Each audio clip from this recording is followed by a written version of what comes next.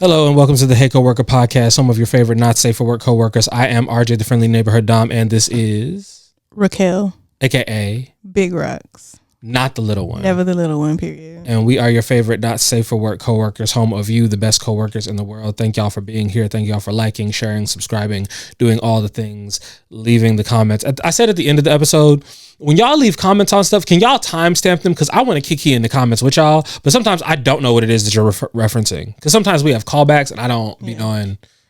I just want to take a second and say you ate that intro, friend. Oh, thank you. Appreciate that. I be stumbling and fumbling sometimes, and that you ate. Thank you. Yeah, 2 + 2 is 4. Is that plus itself is more. Period.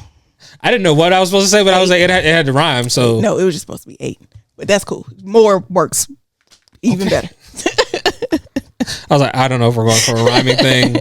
And then let's just keep it going. But yeah, how are you, friend?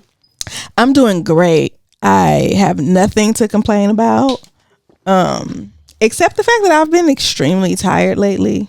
I don't know why. I'm just like very, very low energy all the time. But, sometimes you just got to put your big girl panties on and say, all right, I'm getting something done today. And you get that thing done. I am off work and feeling great. That is feeling. When do you go back? Awesome. Tomorrow. Oh. Sorry. Yeah, but my doctor's off, so that means it's gonna be more like I'm gonna immediately get back into the swing of like I don't have a whole lot to do. I just need to make phone calls and set up appointments with people, which I will immediately start doing so that I can get back on track, check on all the things that need to be checked on, all of that stuff. So yeah. Well, smooth transition back in. That's hopefully. good. Every time I'm gone for a long period of time, something happens, and I don't like that. Yeah. That was one of the things I hated when I had manager positions. I used to be a manager of a small group of people. So it was like when I'm off, I want to be off, but you can't really be off because you either gonna pick up your phone while you on your vacation and fix this issue right now, or there is going to be hell when you get back. You can catch it right now. You might as well just do it right now. You can catch it right now before it starts to snowball into a much larger problem. I learned that the hard way. Which is what, as a manager, you get paid for. Unfortunately. Which is why I don't ever want to manage people again. I don't want to be nobody's manager but myself. I damn near don't want to manage myself. That's real. So I don't want to be in charge of no other group of people because of shit like that. Because when I'm off, my last job, when I clock out, if we being honest, 15 minutes before I clock out, I'm off the clock. Yeah. Whatever comes across my desk is tomorrow's work. I'm not doing it. I'm gonna look at it and figure out a plan for tomorrow. Yeah. As I am sitting there packing up my things. Especially because generally now I'm arriving early. So so I'm like, I'm definitely not giving y'all no extra time. Yeah, no. We're not doing that at all. Not at all whatsoever. Yeah. But yeah.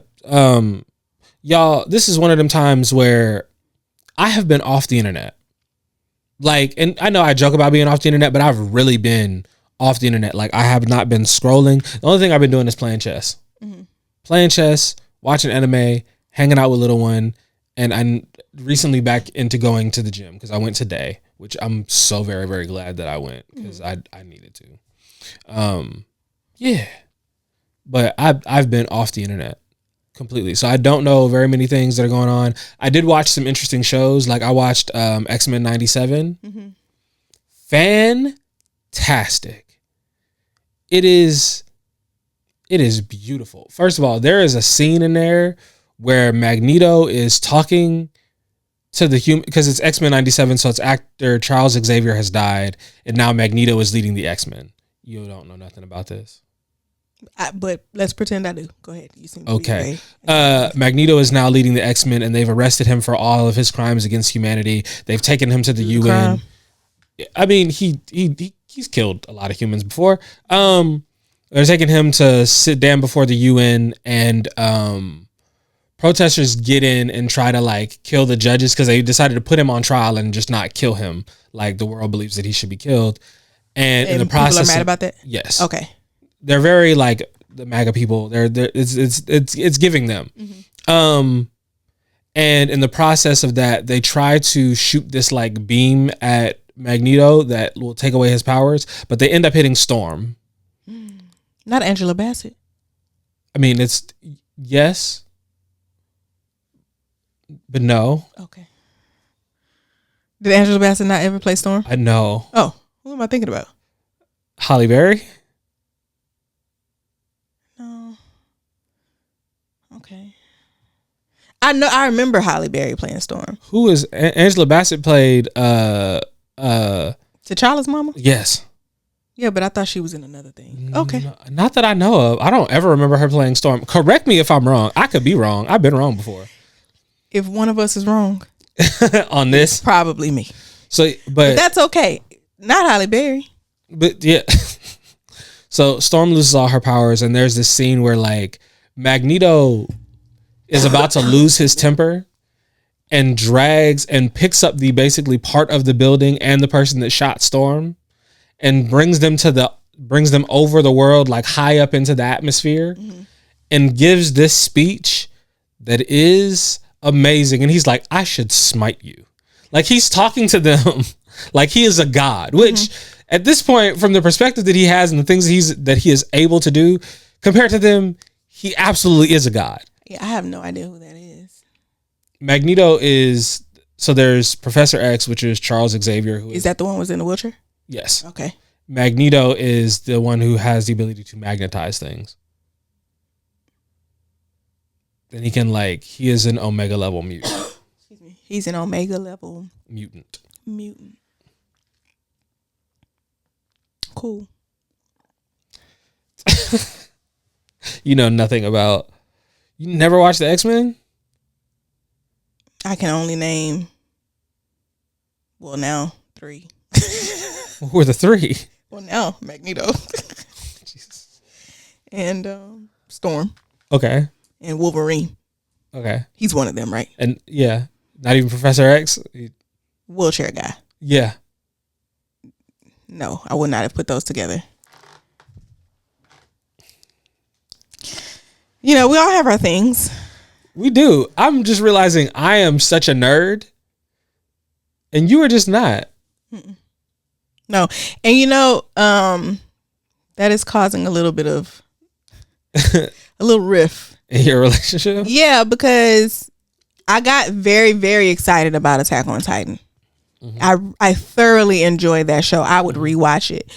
But I think he saw that and got very. He thought that meant. Thought that I was gonna like anime. I don't. I just don't. I don't care. And like the other day, we're sitting on the couch. I'm on my phone, minding my business. He's watching it, anime on TV.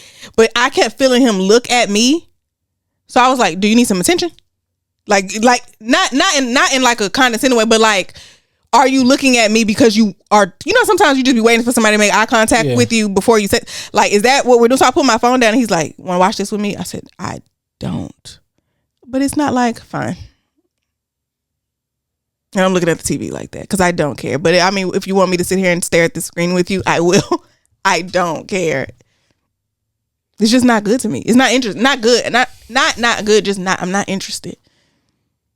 Yeah, I think you need things that are slightly more serious and don't do the ridiculousness of anime. Because that's not your style of TV show that you like. It's not my style of comedy either. Like the people who act like that in real life, the people who make a lot of jokes with their face, they're very exaggerated and over the top, and it's a lot of like full body comedy. It's very rarely funny to me. Like, I can understand why people think DC Young Fly is funny. I just, like, he says some funny things. When he's sitting there talking, he can tell a funny story. When he's joking, it's too much for me. So it's the same way I feel about anime. That's fair. Mm-hmm. It's just, it's over exaggerated and you don't. I'm not a fan. Okay. But hopefully, he's gonna see this. But I've already told him. I asked him once. I said, "Is it important to you that I enjoy anime?" Because I don't think that I'm going to be able to do that. Me and Little One have kind of had that conversation, but surrounding her. So me with anime and her with reality TV. I'm just never gonna be into it like that, and she's just kind of got to Gots to be okay with that. This is coming from the same person who talked about Love is Blind for at least 2 to 3 episodes. Now, you can say that you didn't enjoy it, but you sat down and watched it, you retained it, and you came back to talk to me. Yes, I did. So I don't want to hear. But you might not watch it on your own. And I only watched it because she was like, I think that you'll enjoy this specific thing. It's this, think of it like your Attack on Titan. Attack on Titan. Yes. Yeah. Okay. Because I'm looking at it and go, these relationship dynamics are very, very interesting. And this very like, I have to look at it completely like it's an experiment. Right. And not like these are like real people's lives. Yeah. Shows like that, I can never watch past the first season. Because I feel like the first seasons are usually way more genuine. And then people find out about it and they're just here for, lack of better words, clout. They're just here to be seen, to be on TV. I feel like a lot of them are not actually here for love. Or whatever it is. Like, did you ever watch The Circle? No. Do you remember The Circle? Yes. For those of you who don't, it was a Netflix show. It basically was like they put all of these people in this big ass apartment complex. Each of them are confined to their rooms. They make social media profiles. They can be themselves or they can be somebody else. They can be a catfish. It can be whoever they want to be. And it's like a social experience. It's basically like Twitter or Instagram or something, and you're having these conversations, playing these games and stuff, and at the end of every episode you have to vote to see who you think is not actually who they say they are, or who you want to leave, because there's like a cash prize at the end. I feel like the first season was so good because you don't know how to play the game yet, right? But now people are coming in and it's way more like conniving and mean spirited than it was before, because now people know tricks and how to. It's the difference between the English Big Brother and the American Big Brother. Which one was first? I think English Big Brother was first. So English Big Brother, when I lived over there, you were not allowed to talk about the game of Big Brother, about who you were thinking about eliminating. You weren't really allowed to make alliances and all that stuff. So all the things that they do, the conniving stuff that they do on the show, weren't. You're not allowed to talk about it with anybody else. And if you do, you can be put up for eviction. And I can't imagine that because I've only seen this one where they very openly. But that was like in the early 2000s when I was back there and I was watching. Man, we watched all of Big Brother. Started with the very popular Black season with the cookout. With the cookout. That's the first season. This is when I was with my ex-husband. That was the first season we sat down and watched together. And then it was like, well, this is kind of good. Even though we already know this is like no Black people before this have ever made it to the final.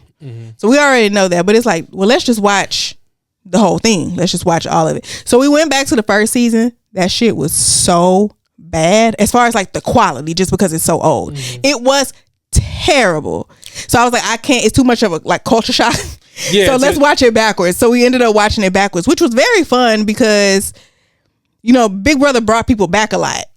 Like they bring other people. They have seasons where previous people are coming back. They got celebrities. So if you're watching it from behind, it's your first time seeing these people, but everybody's having reactions to them because they've been on multiple seasons already. And then you get to see like how they got there or where they actually came from.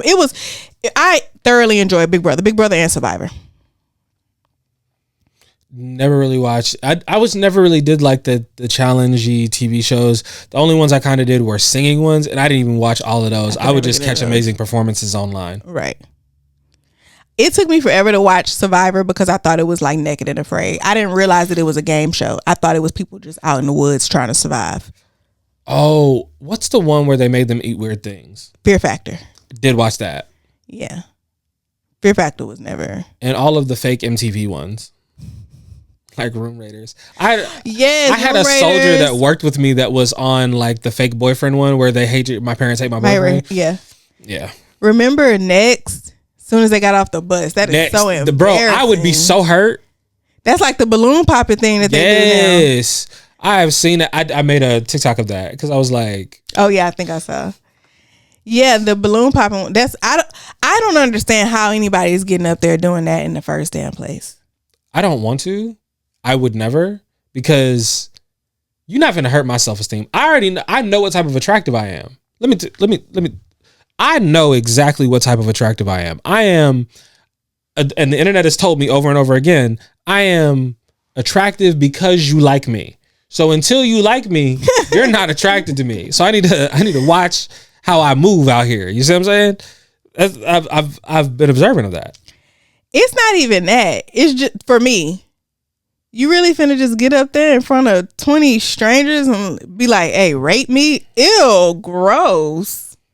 To give people the opportunity to publicly take shots at me without me having the ability to really like recourse. I mean, I can rebuttal, but it's like rejecting someone after you've already been rejected is like. There was one where it was a girl who came out, a whole bunch of guys, and there was this older gentleman there who was a doctor. He spoke very well or something like that. And he was talking down to her so much, like, you come out the house, like, just being very condescending towards her. And I'm like, you're a grown ass man in this lineup.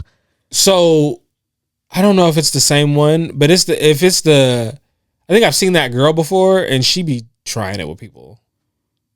I don't know. I saw the clip. The clip was mostly him. The clip was mostly about him and the way that he was talking to her. And you're a grown ass man. Yeah. It's some of these same.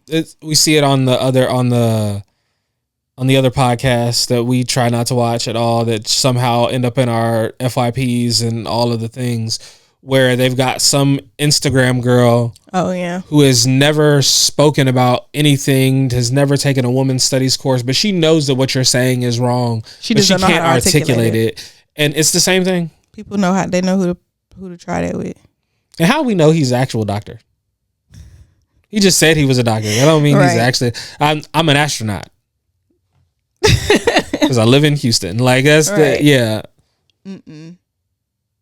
But that, I don't understand how people can how you can put yourself up for that. What? I could never imagine. Why anybody? I don't care how many people it is. The same ones who be like, I think they do like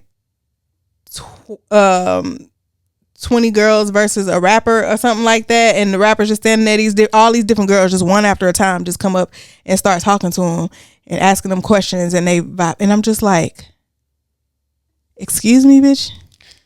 Excuse me. Yeah, I couldn't do it.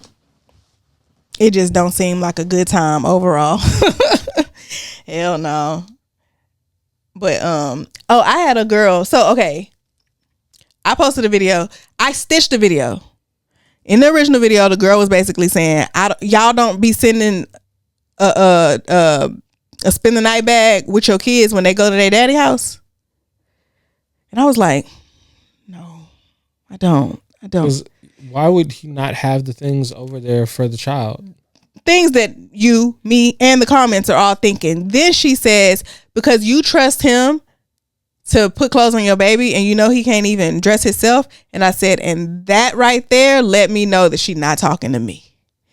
It is so important to learn when people are not talking to you. In the caption of that, I said, I am learning that everything on the internet is not hashtag relatable content. This don't have nothing to do with me. There's times in which it's either, sometimes it's not that it's not talking to me.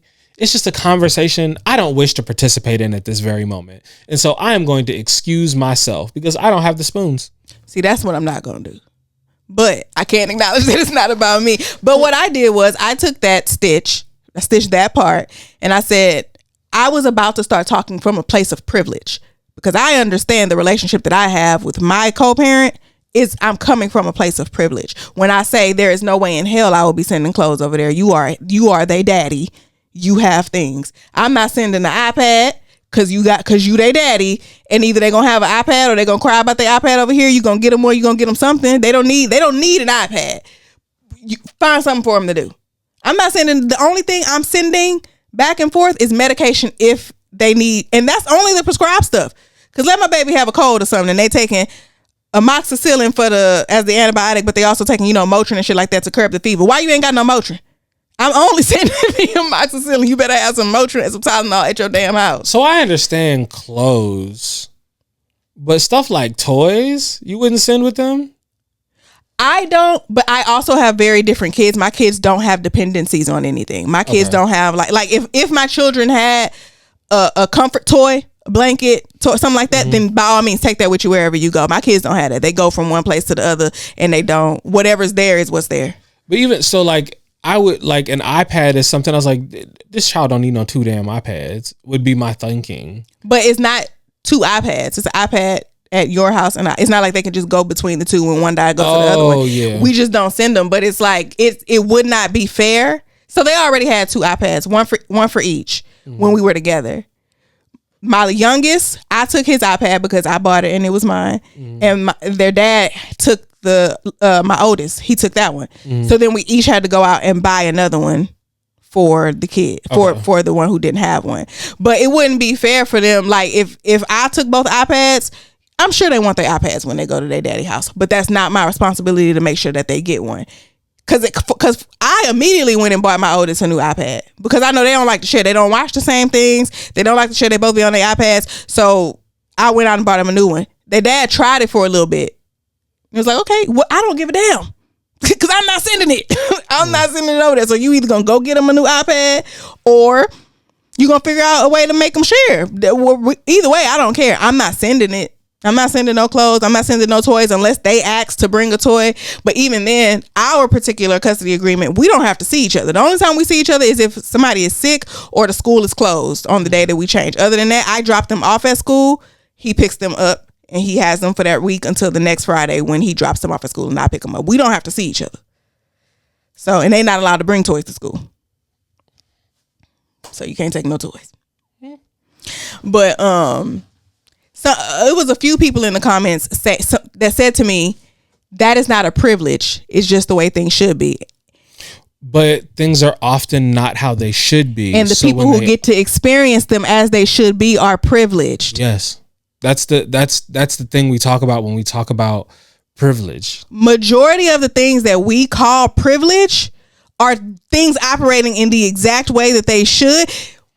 When we say white people have white privilege, and one of the things we talk about is how they don't get nervous when a cop pulls up behind them, and they can talk and they can feel free to respond back and not be so stiff. Yes, ma'am. No, sir. You know, that's how it should be for everybody, but it's not. So the people who do get to experience it have privilege.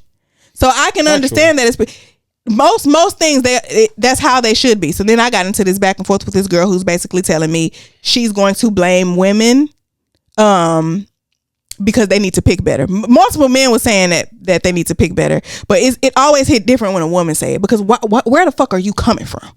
Where are you coming from with this? Because on my page, I'm not one of the people who need to hear both sides. I'm not one of the people who need to, well, I can hear both sides, but I'm not one of those people who I don't need to hold both sides accountable because first of all, in the video, I am talking about the wonderful relationship that I have with my co-parent. I'm not dogging him. I'm not saying nothing bad about him. I'm saying he is a father. He takes care of his kids. So why are we even having this conversation under this post? You should, if you're going to have this conversation, you need to go have it over there. She the one with the ain't shit nigga. That's the one who you need to be telling that she should have picked better. You over here having this conversation with me. It doesn't make sense. But I'm like, I am never going to put more blame on the parent that stayed. Period. I don't care how red the flags were. I am never going to place more blame on the woman for ignoring those flags than the man for being the fucking red flag. I'm not going to do it. I'm not saying women should not be held accountable, but before I come up to you and say, hey, you should have picked a better person, I'm going to tell that person you should have been a better person. It's not about like, you can hold women need to be held accountable because yes, a lot of times, why the fuck are you having this baby? But I told her, you know, there's all kind of women in my comments saying I was married and he was a great husband and a great father. When I left him, he didn't want to be a daddy no more. She was supposed to vet that. What red flags was she supposed to look for to avoid that situation? That's not something that you, and I asked her, I said, do you think men are coming up to women with deadbeat written across their forehead? No, because if it was that easy, these people would not be in relationships. So she said, yes, they're telling them verbally and showing them non-verbally that they don't want to have kids. I said, can't be doing that too much if they keep nutting in people. Listen, I could be wrong because this could be me just being naive. If I were a man, I'm not putting myself in a position for you to have to choose, because I know if I'm a man and I get somebody pregnant, I don't have no say so in whether or not they have that baby. I don't have no say so in whether or not they keep that baby. If I know I don't want kids, I'm simply not going to get nobody pregnant. Do you have kids? No. And you are 34? 35. And you don't have no kids because you knew you didn't want no kids. Stop nutting in bitches that you do. That is the first step. Now, I almost did. Yeah. And that was absolutely going to be my fault. But that's a whole other, that story is one that I am very unwilling to talk about on the internet. Like I allude to it a little bit, but it's so, that shit scarred the fuck out of me. And made me question whether or not I really, really, really do actually want kids. Mm-hmm.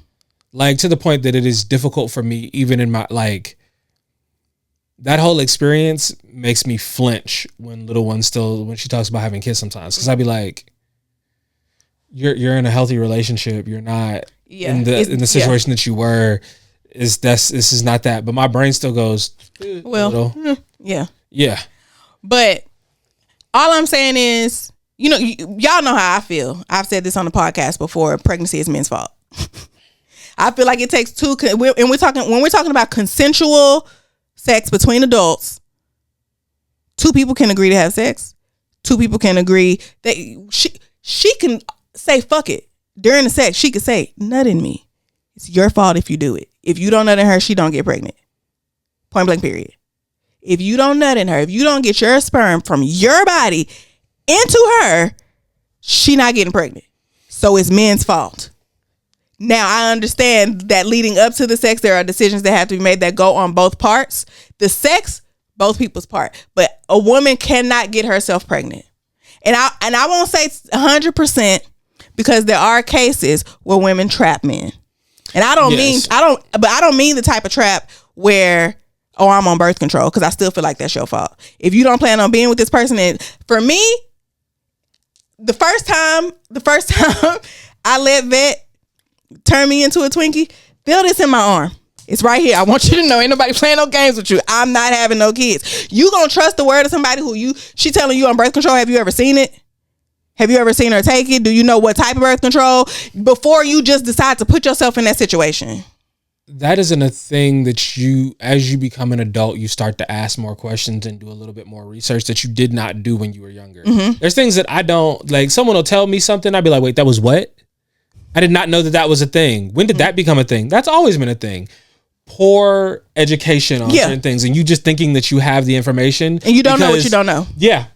Yeah. And so you have to go back and learn. But ignorance of the law does not negate. No. So just because you didn't know that you should ask more questions does not mean that it's not your fault. So I completely understand your perspective. Mm-hmm. And I logically agree with what you are actually saying. Mm-hmm. Saying that all pregnancies are men's fault, to me, just it doesn't hit the same way, because even though I'm thinking about the nuance and the context, so I understand from the context with which you're speaking, and I say yes. Mm-hmm. It's one of them things where you be like, I agree with it enough. It's a jarring thing to like all pregnancy. It's clickbait. It's like the headline. Yeah. But when you explain what it is you're saying, I understand what it is you're saying, and I go, I don't disagree with this enough to argue it, because I understand what it is you're saying. Right. But I just feel like it was so many people in my comments saying women just need to pick better. Yeah, they do, but not before people need to be better. And then I saw two other people were in my comments having a conversation. I didn't jump into it, but a woman actually said, yeah, you shouldn't have to say men need to be better. That's implied. It don't need to be said every time. If that's implied, then so do people need to pick better. Those are the same thing. Like, you can't tell me, every time I see a woman complaining about her baby daddy, I have to tell her that she should have picked better. But I don't have to say that he should be a better person, because that is implied. Well, is it not also implied that she should have picked better? That's also implied. You can't say that one is implied, but one you just have to say, because my thing is, we never see these type of people holding any men accountable. It's always finding a way to blame women for men's actions. It's your fault you got pregnant by him, even though all the things that he's doing after, like, since you got pregnant, he wasn't doing before. You should have saw it. You should have betted him. You should have did a better job. How about he should have just not first, then come back to me. But I just feel like it's so fucked up to immediately place the blame on a woman and just and that's why these niggas keep doing what they doing. Cause who cares? When a mother is a bad mother, everyone notices. Everyone knows she's terrible. It like she's the scum of the earth. When a father is a bad father, it's Tuesday. We to the point where we insult women by saying that they have daddy issues, and not talk about the men that gave them it. Like, hello, I got daddy issues. Why? Because my daddy wasn't there, and that's my fault. How? What? So someone's gonna come along and say, "Well, blame your mama." No. There is no world in which a woman is going to be so terrible that I give up on having a relationship with my child. Like, and it's not to say that I don't understand the frustration of men who say you've never been there before and you've never had a woman be that type of terrible. It is hard for me, based on the things that I be hearing, it is hard for me to imagine that I would go, that's what she did, and you decided not to have. She wanted you to pay child support, and you decided, fuck it, I don't want to see my kid. Even when the mother is terrible, everybody knows. I think it's pretty commonly known. If you take a mom to custody court, she gonna win. Unless she is terrible, she gonna win. More times than not. Yes. Take her again, your chances almost. If you're consistent, take her again. You not finna stop. Like there is nothing anybody could say to get me to walk away from my kids. The likelihood of you getting your child drastically increases. If a man continues to try to get his child, the likelihood of him getting them goes way up. Way up. Because the court goes, why is this man consistently trying to get that first time might just be being petty. I don't want to pay child support. I'm gonna just take care of the baby. That first time it could be you just being petty. But after a while, paying court fees a second time. After and it's one of the things that one of my friends who works in social work told me. She was like, when men consistently go after their kids and are trying to get them, they get them far more often. Yeah. They'll win custody cases, but the majority of them are going to try once, or they don't have the financial ability to actually go after them and actually be in court like that. So mom gets what she wants. But even still, if you ain't even trying to file for full custody, if you paying child support, I know a couple men paying child support, not making mama stand on her end of the agreement, visitation and shit like that. Take her the fuck back to court. There is nothing anybody could do to make me walk away from my kids. I don't give a damn how terrible my baby daddy is. There is nothing he could say or do. There's no amount of hell he could put me through for me to just be like, well, shit, I tried. I guess I ain't gonna see I guess I just ain't gonna be a part of their life.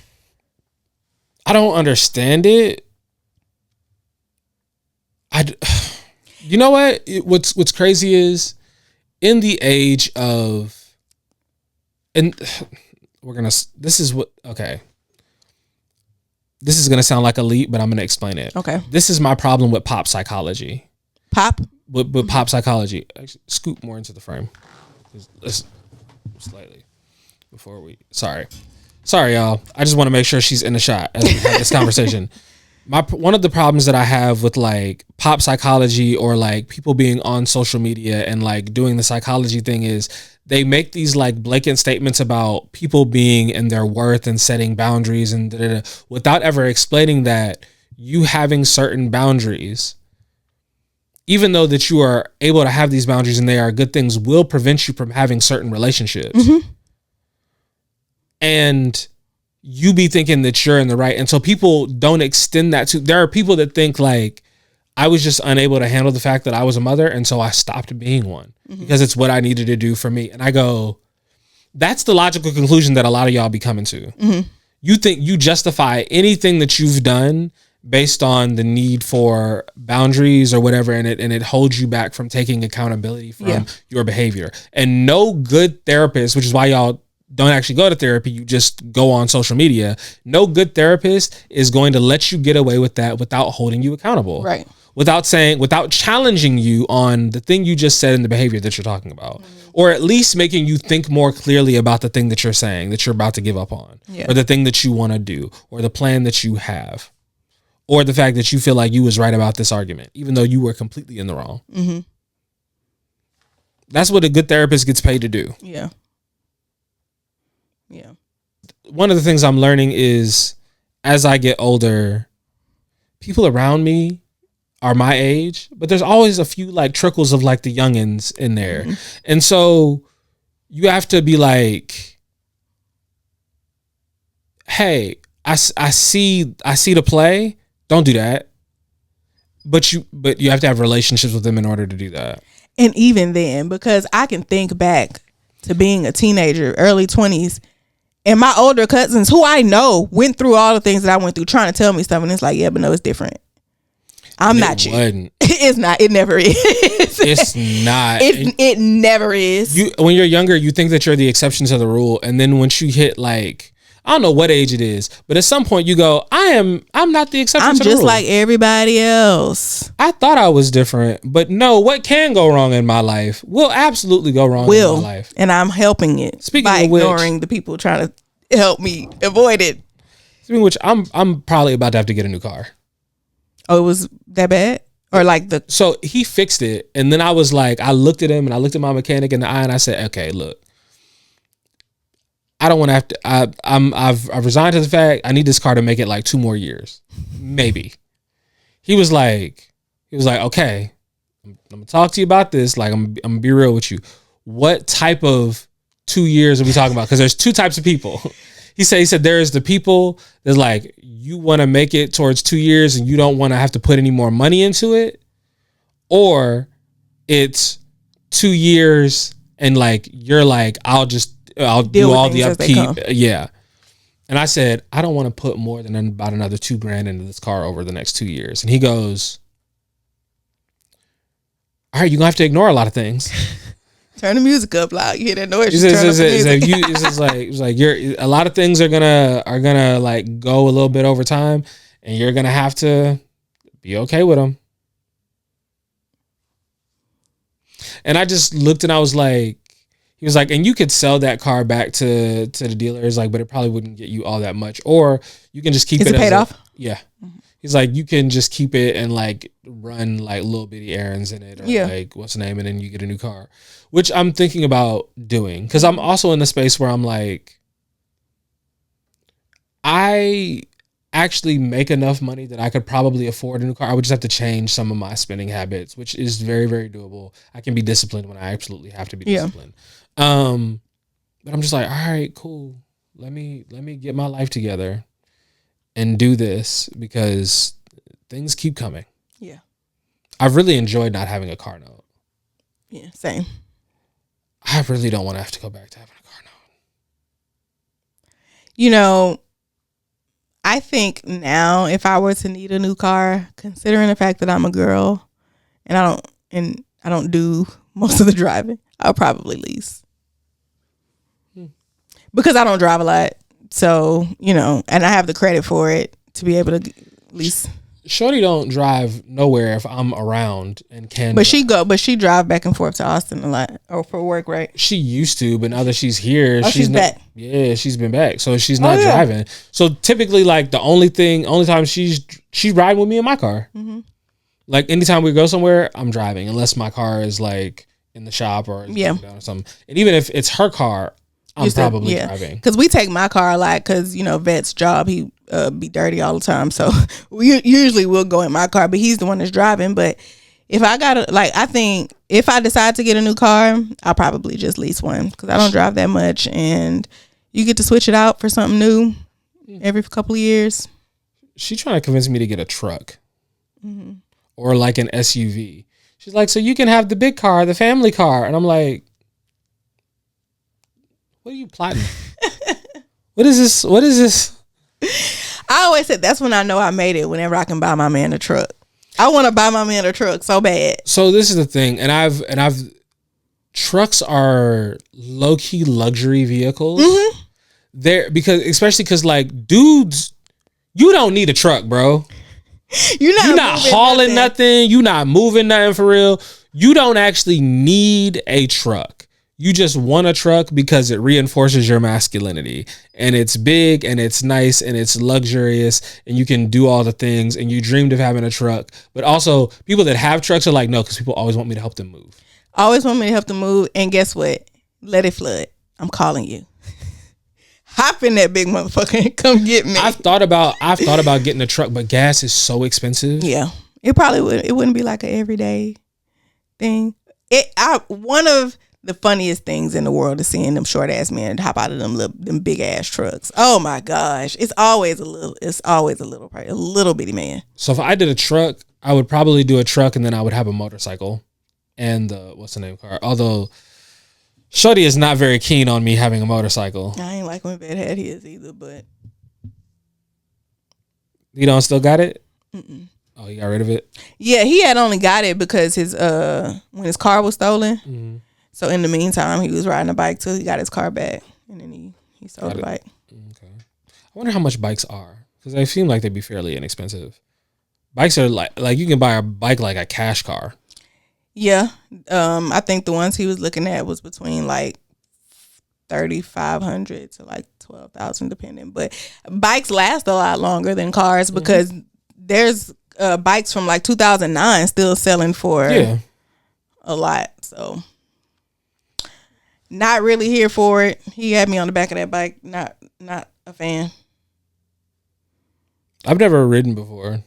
Oh, yeah. My mom and my stepdad both have motorcycles. It's been a part of my life for a long time. Yeah, I would consider getting one. I would get I don't want like a speed like racer bike. Nah, I'm getting like a Harley. Yeah, my mom and dad both have Harleys. Yeah, I want something that I don't want to like have to like sit up high, but I don't want like I'm trying to speed and crotch rocket. Yeah, no, I'm not getting a crotch rocket, bro. I will kill myself. I am. You already know that's what big. Yeah, I don't have the I remember what I was like when I was on a push bike. Bro, as a kid, I was doing dumb shit. I was like, I wonder if I can make this yellow light in my fucking push bike. Why am I doing this? Yeah. Mm-mm. Yeah. You know, I was the fact that I'm not dead. I think about that sometimes. I really made it to this big age. Mm-hmm. I didn't kill myself or anybody else. And I obviously mean the bad way of killing yourself, but I didn't do anything that injured myself, that ended myself. I've got a lot of energy. I'm starting to be okay with aging. I just wish that the world wasn't also so shitty while I was doing it. Mm-hmm. Cause they made this shit look like it was going to be so much more fun because they all had easier times of things. Yeah.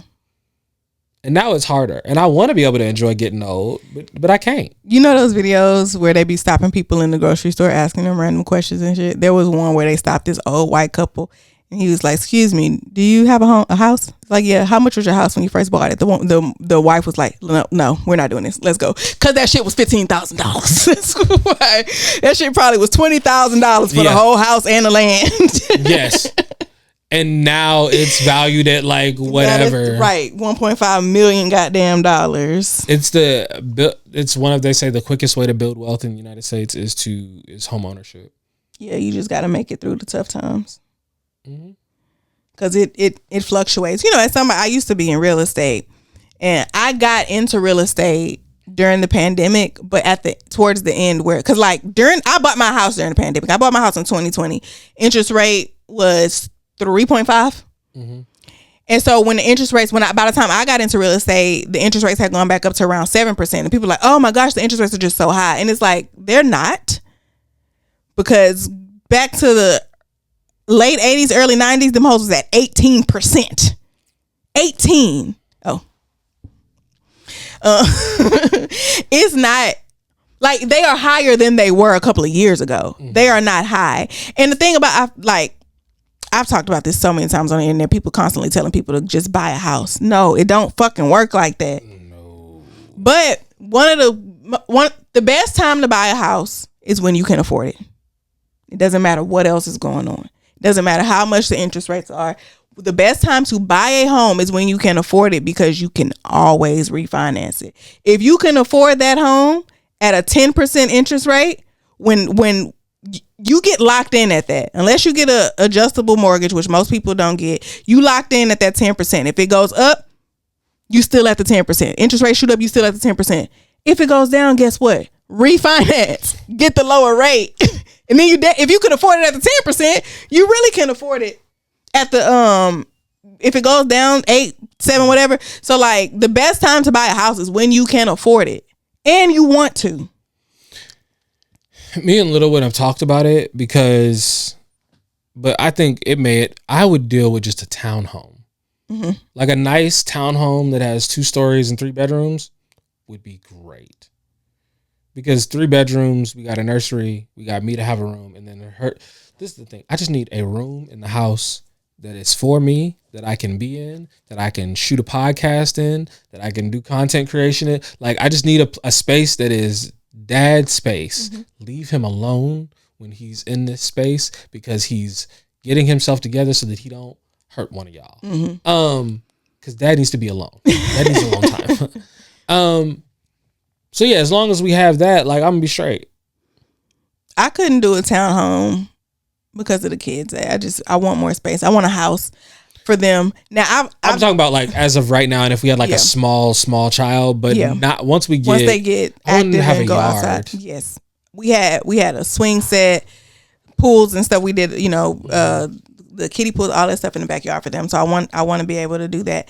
But I've always said, like, I would love to, within the next few years, get another home and hopefully stay there. That be their home, their one spot. But then when my kids are gone out of the house, I don't want to be in that house. I want to move. I would love to, maybe, like, depending on the money that I have. Mm-hmm. If I got the money to maintain or whatever, keep the house. Mm-hmm. If not, sell that motherfucker. You'll find somewhere to go. But you can come wherever I am. But I would love to live in condos. Just because I like to move it. I don't like the process of moving, but I love living in a new space, completely redecorating that space. It just feels fresh. I would move every year. I would never re-sign a lease. Every 12 to 15 months, however long the lease is, I would move. Hire somebody to come pack up the stuff, move it somewhere else, and start over. I'd live all over the city. Like, once my kids don't need to be in one spot for like school zone stuff, yeah, I would live a more nomadic life. But I want stability for my kids. I don't want them to have to move around a lot if we don't have to. Yeah, me either. I as someone who moved around, yeah, that's what I was thinking. I don't have a desire to do it now. And little one is a little bit of a nomad. She keeps trying to convince me to move to Costa Rica. And every time I'll be like, you say this because you've never lived out of the United States. Mm-hmm. It's always interesting, and people be like, I'm gonna move somewhere else. I'll be like, have you ever lived anywhere else? Yeah. It's not what you think it is. You're going to be so I grew up in England, and I grew up in there's not a whole bunch of big cities. Mm-hmm. There's usually like fairly decent sized cities, like there's a few, but a lot of things, like, you're gonna be irritated. Things are gonna close early. This is not New York. This is not LA. This is not Houston. This is not big city where things are open, where you can get, anytime you want it, you can get it. Basically, mm-hmm. This is not that. Mm-hmm. And you think, oh yeah, because I have Amazon and I have not necessarily. But you adapt. You do, but also, like, it's also me having a feeling like, bro, I've earned so much being in this. I did too many things and earned like a lot of benefits of being here. I don't feel like leaving to give that up. Is also part of it. Yeah. Like, I'm a vet. Like, I can do cheaper home loans. Mm-hmm. It's a lot easier for me to get property. It's a lot easier. Like, I wouldn't say that. Or easier, that's the real estate. You can, but when it's beneficial, it's really, really beneficial. Yeah. Quick side note for anybody wondering: the only bad thing about VA loans is it is 100% a government loan, and they are much stricter on what they're gonna pay for and what they not. Okay. So, for instance, like let's say me and you looking at the same house. I have a conventional loan from the bank and you have a VA loan. Mm-hmm. Everything else is the same. They're going to pick me just because if the house is worth, let's say they're selling the house for 300. Mm-hmm. I got a loan for 300. Your appraiser come back and say, nah, this house is worth 250. They not giving you that other 50. They not paying anything extra. But my loan, if no matter what the house is worth, it's up to me to say, my adjuster will come back and say, all right, the house is only worth $250. You approve for $300. It's on you. If you want to pay $50, $50,000 over, that's on you. I have that decision. And so if we both presenting, they gonna take mine because, like from the very beginning, yeah, because they're more likely to get the funding versus they're stricter on the appraisals when it comes to the VA loans. But that's the only bad thing, because as somebody in real estate, the number one thing that keeps people from being able to get, like, once you've been pre-approved, the number one thing that's going to keep you from getting the house you want, property taxes. Not the mortgage amount, not even the insurance, them property taxes. Going to be on your ass. And that's the only thing, well, no, your homeowner's insurance can change too. But your mortgage is fixed. But when people be complaining, it's because their property taxes went up. And you don't have property taxes on the VA loan. You don't have to pay property taxes at all. Yep. That's dope. I think so, and I'm pretty sure my brother in the next few years is going to be moving out of here. Mm-hmm. And so once he does, I'm pretty sure, I don't know if he's going to Section 8 it or do something with it to rent it out, whatever, but he decided he was going to get himself on a property ladder and doing his thing. I'm proud of all of my siblings. We're all doing all right. Yeah. Like, it's very nice to be like, our parents ain't messed us up bad enough that, like, we can't function as human beings. Yeah, we couldn't come back from it. We couldn't learn from it and move forward. Yeah. Like, we're all doing all right. Yeah, that's good. So yeah, that was, let me look on this thing. As we said, we didn't really have much of a docket because I said I've been off the internet to the point that, like, I went on the Shade Room and we scrolled and thought about, and I didn't want to. There was no. Oh, I did see this. Do you have any honorifics that you hate being called?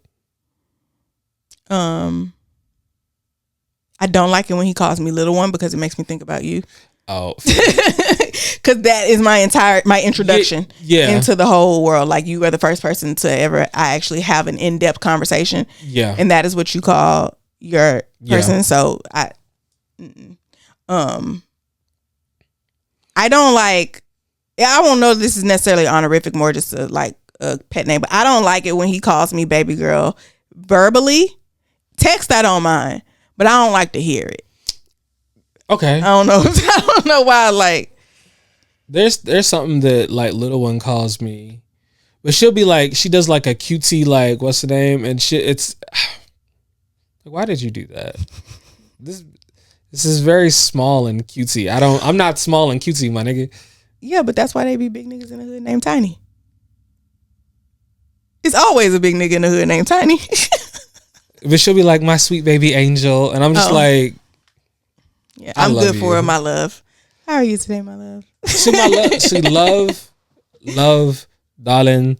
I love all of those. I'll do darling occasionally, especially because sometimes the English will come out on it, and I'd be like, and she's like, I heard that. Mm-hmm. Yeah. So yeah. Oh, but I don't know. For a while, for me, depending on how you said daddy, is one of them ones. It can go from very sexy to very not so quickly. I get, and it's the thing. It's not even a perceptible ick. I don't know what it just goes from, like, yes to. Oh God, no! Please don't ever. Stop. Go completely away. I don't move. Why are you making it weird? Yeah, go away from me with this. Speaking of, that's one of them phrases that you can hear right before a fight, or at least I move from me. Oh, I was around a lot of, like, Jamaicans and West Indian people, and I remember, like, that was one of them phrases I used to look out for, and I heard it. I was hanging out with one of my poetry friends, and someone was talking to her and they were drunk. And you know how irritating it is for someone to be drunk and talking to you, a sober person. Oh yes, I can't stand being around drunk people when I'm sober. And they're like being confrontational. And I heard my homie go, "Move from me." In the panic, because my homegirl, she got hands. So I'm like, where's this person's friends? I was like, and I noticed her talking to some other girls earlier. I said, "Hey, yo, is this your friend?" She's like, "Yes." So you need to come get her before it's an all out brawl. Before something bad happens, because she's gonna get rocked. Yeah. Because the girl comes up to me, and she's just like, "Hey," and my friend, of course, is like being nice. She's like, "Hey, Sugarfoot," and she's like, "I don't really like to be called Sugarfoot," and she was already irritated about something else she had done, and she was just like, "Well, really, I don't give a fuck what you like to be called." Period.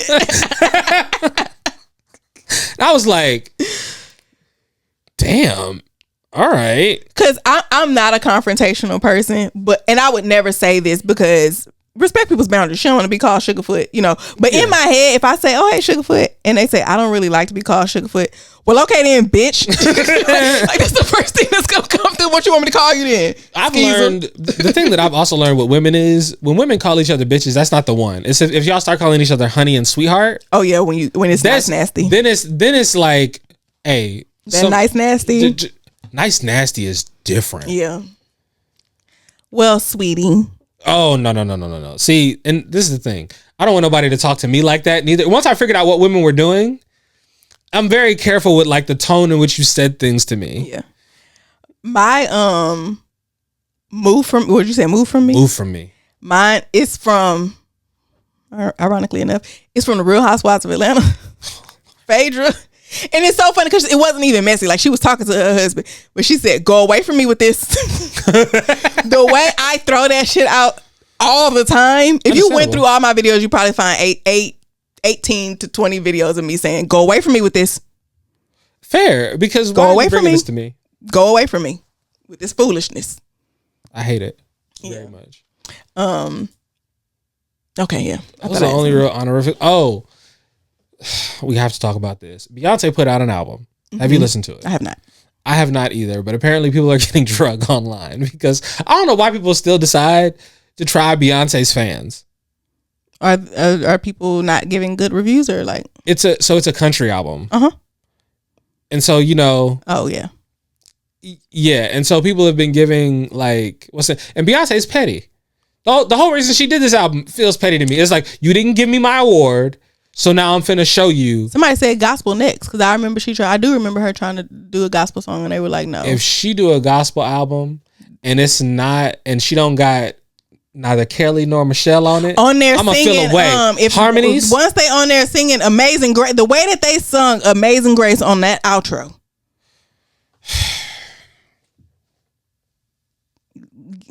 Kelly is the choir all on her own. Kelly is the whole choir. And it's so fun. Yeah, it's not fair. Bro, it's not fair. She's not playing the same games. She's not playing with the same rules as the rest of us. The thing is, I feel like, and we've talked about this before, people talk about Beyonce all the time so much that you forget how fine Kelly is until like you see Kelly somewhere and you be like, Kelly, God, just a goddess. Kelly looks like a Barbie doll. She looks like a black Barbie doll. And it's just she looks like, how people like she look like she smell good. Mm-hmm. Look like she has a great aura. Yeah. Like, but are the people, so there are people. It's white people getting dragged because they're talking about, oh, I don't know why she came over here and did this. Da, da, da, da, da. And this is the other thing.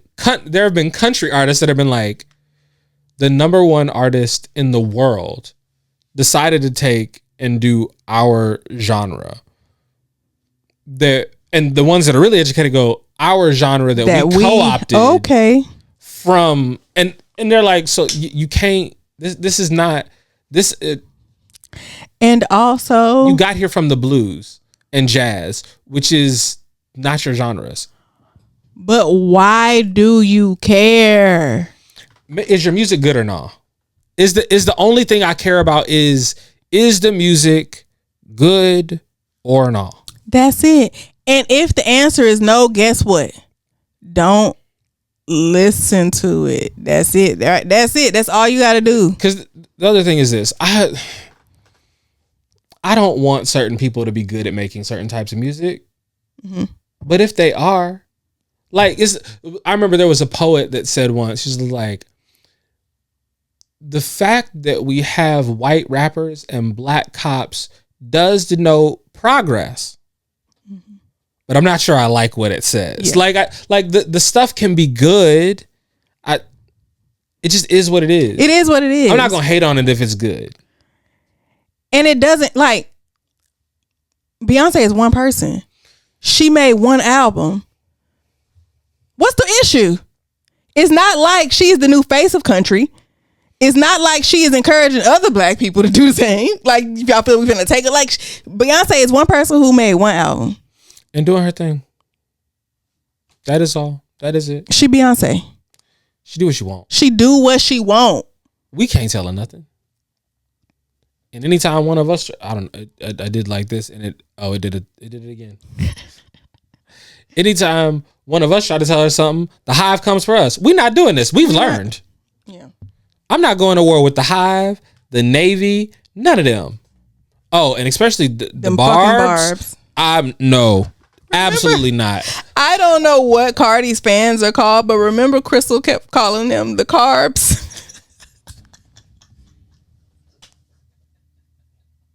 I don't know.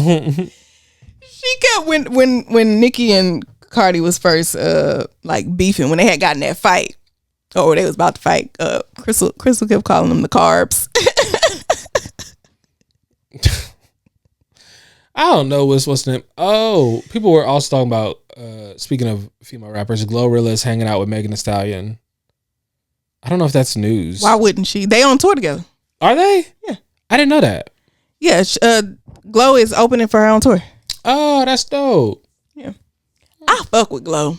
I like, so. Yeah, Glow. So Vet was sending me, like, he sent me a song by Lola Brooke, female rapper, right? Because lately I've been listening to more Lotto, Mona Leo, and Glow. But it's just, no offense to any of y'all who may live there or like that. I cannot do New York female rappers. It's too aggressive for me. And Glorilla is literally sitting here. Yeah, Glow, stump a little pussy hoe with some shell toes. Why do I not feel aggressive? Like, that does not feel aggressive. It's because something about the tone. Where's Glow from? Country, Memphis. It's the southern of it. Yeah, because that the southern of it, polite it feels. A little bit. With the southern, there's no like. I'm not getting active till I got it. It's the I'm not gonna actually do the things until I actually gotta do the things, and it's like I'm chilling as I'm describing this. I don't gotta like show you right now. That's coming if you want it though. New York, it just feels too aggressive for me, and I didn't look at it like that, but I did figure it was because I'm very much from where I'm from. I'm very southern, and it just like I can just tell by the way you rap, you don't say excuse me. I just know it. I know you don't say excuse me when you pass them, like if you in somebody's way. Okay, that's an interesting. I have never thought about that. You don't say excuse me. I can tell that based on the way that you rap. Yeah, like it just sounds like New York rappers just give me, yeah, and I'll slap anybody in this bitch. Like, but for what, bro? We chilling. Like no, everybody's having a good time. Like he was just about to roll up. I don't know why you're so aggressive. We was just having a good time. There's girls over there, dog. You scaring the hoes. That's really what it is. It's me. I'm the host. I'm scared. Bro, that's scaring the hoes energy. I think that is a thing I stay away from. Because why would you want to do that? I like women, bro. Yeah. When women are around, great things happen. Why would you want to discourage them from being around with your general aura? Yeah. But I don't think they be aware of that though. That is the issue. So many people lack self-awareness. They don't. I feel like a lot of men get defensive when you say that they being creepy or shit like that because they genuinely don't know that they're being creepy. They think that what they're doing is okay and they don't know, but that's even worse. Cause a creep who know he a creep can turn that shit on and off. I'm sure he's not a creep 24/7. But a motherfucker who don't know that the shit that they're doing is creepy, they can't control that. And they think that it's fine. No, bro, you're scaring the host. We're terrified. Please get us away from him. We're like, somebody come collect him. Go away from me. Immediately. Yeah, outside scaring the host. But yeah, he sent me that and I was like, yeah, I can't get past her voice. Like, it's just so aggressive. But Glorilla did I think his name Bossman D-Lo. He got a song called Finesse. Glow did a feature on it. 8. The rap girls. Oh no! Now they're doing their fucking thing, and there's so many of them. It's so many of them. Like, not even just like. I fuck with Mona Leo. Mona Leo is probably my favorite right now. She's so cute. I think I like her so much because she is adorable. She too looks like a Barbie doll. Like, I think I saw a picture of her going to. It looked like a prom dress. I don't know where she was going, but it was like this really elaborate dress. And she looked fake. Like, she looked plastic, like a Barbie doll. But she really be up there talking about beating bitches the fuck up. And I love that. She's so small and cute. I think that's why I like Glow too. And for a long time, female rap was for thick bitches. Only bitches with big booties, a lot of titties, hips, ass, like all of that. Like, you either had to be very, very thick, like you had to be thick, or you had to be super freaky, like Lil' Kim. I don't remember. I was sitting down the other day and that song came out where Lil' Kim said she could make a Sprite can disappear in her mouth, and I just happened to be sitting there next to a Coke can. But you be like, how? I'm like, ain't no way, bro. This bitch got to be able to unhook her jaw. She's an anaconda. Like, she got to be able to unhinge her jaw. That's like, even I didn't realize, like, Trina's thick now. When you go back and you look at like pictures and videos of like these rappers from the early 2000s, everybody is tiny. Yeah. I'm like, we're all y'all like, on coke? She's like, I got an ass so big like the sun. And we was just like, the fuck you do, sis? And now it's like, you didn't. But see, the thing is, even like, we used to think everybody would like, J-Lo's ass is huge. And then you look and you be like, because what's big has changed. It was big for the time. It wasn't even that big for the time. It was not very regular. Yeah, but she not black. Okay. That points were made. Yeah. But the 90s booties was long. It was the style of clothing. Yeah, it was the high-waisted bathing suits and stuff. Yeah, 90s booties, they got real plump at the bottom, but because they were so high-waisted, you had a little teardrop thing going on. You ain't know what. Love a 90s booty. 90s booty. 90s, just booty in general. I've realized I don't like all booties. I like thighs. Mm-hmm. I love a good yeah. Something. Sorry. I'm sorry, y'all. I forgot where I was.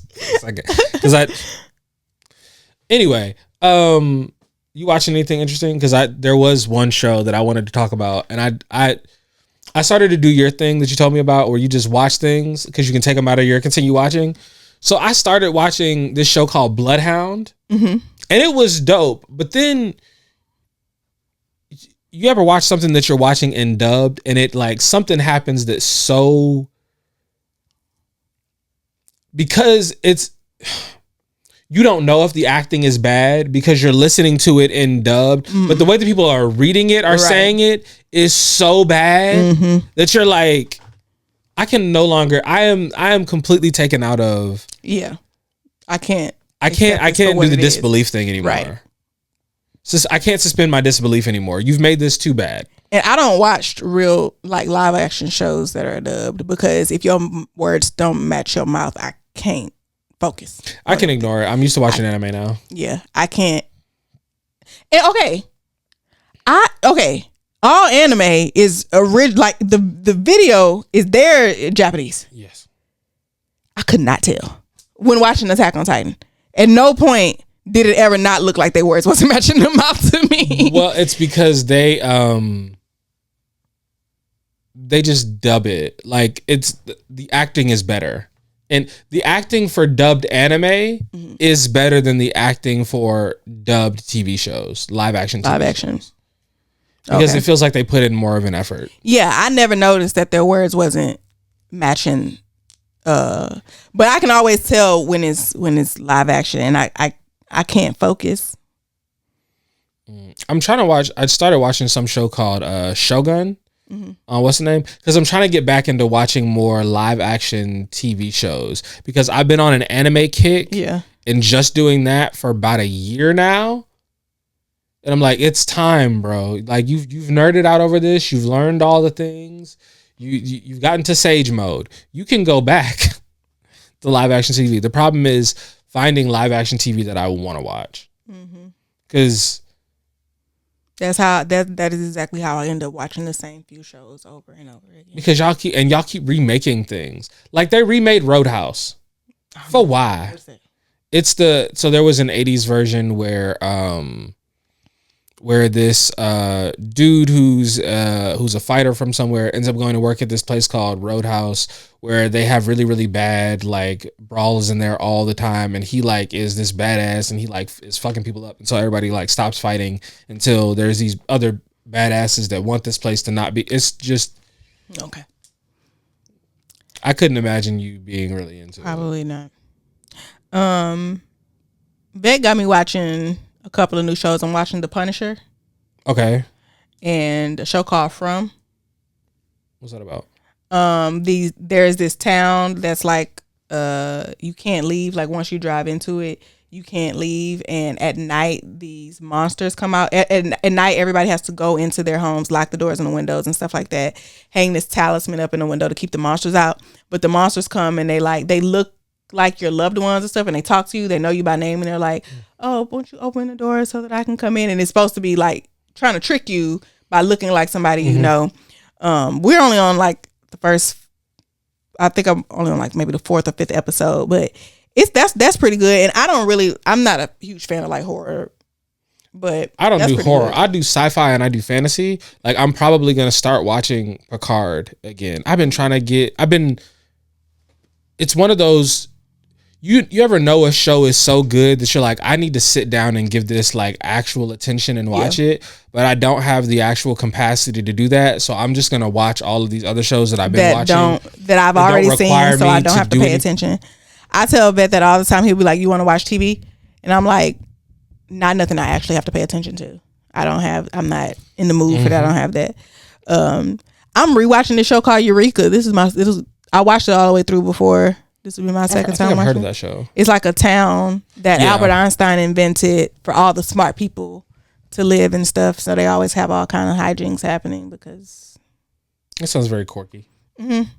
Yeah, it's cute. I remember enjoying it, so I'm rewatching that. But yeah, it's not too much out that's got me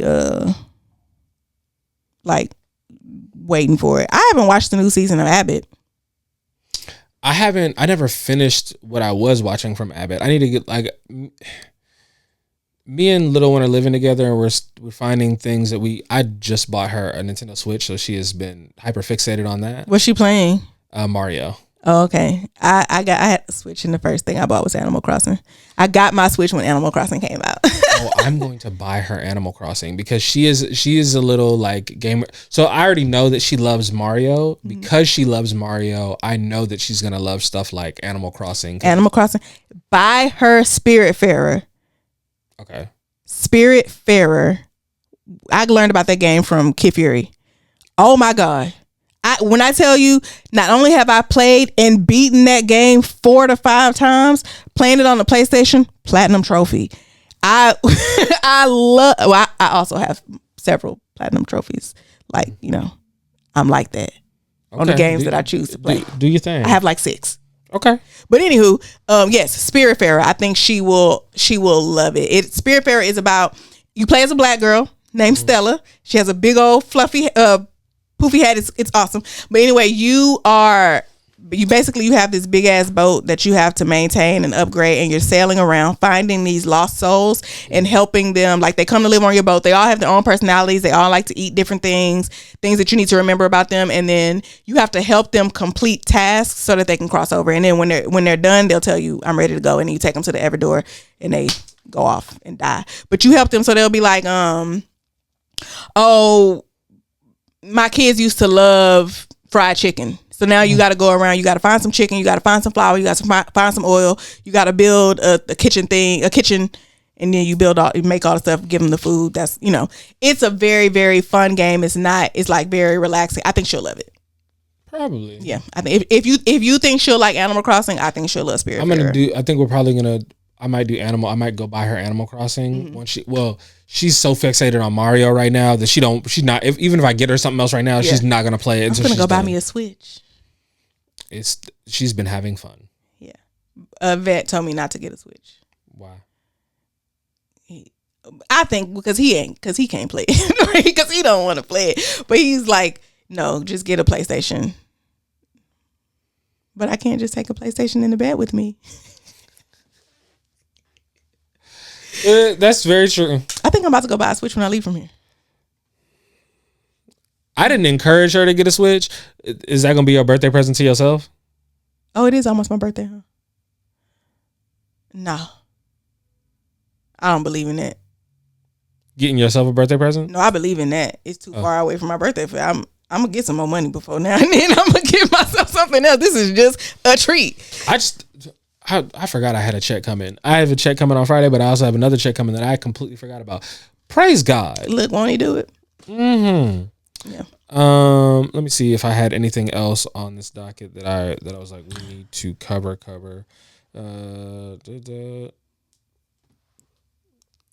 No. We good? We're all good. Y'all good? Hopefully. You don't ever do it when I wanted to do it. You don't ever do it when I'm talking about other stuff and not actually doing a thumbs up. Because I did this and it did it, and I was like, I don't know what is happening. I don't know. But anyway, we have been your favorite not safe for work coworkers. I am RJ, the friendly neighborhood Dom, and this is Raquel, aka Big Rox.